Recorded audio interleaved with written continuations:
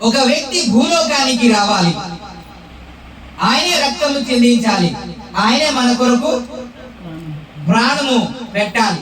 అప్పుడే మనకు రక్షణ, అప్పుడే మనకు విమోచన కలుగుతుంది అని మనము గడిచిన దినాల్లో మనం నేర్చుకున్నాం. అయితే యేసే రక్తం చెందించాలా, ఇంకెవరు కాదా అంటూ యేసు విదేశీ దేవుడు అంటారు కదా. ఏంటండి?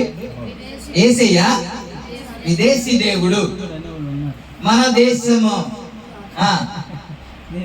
దేవుడు కాదు అని అంటారు.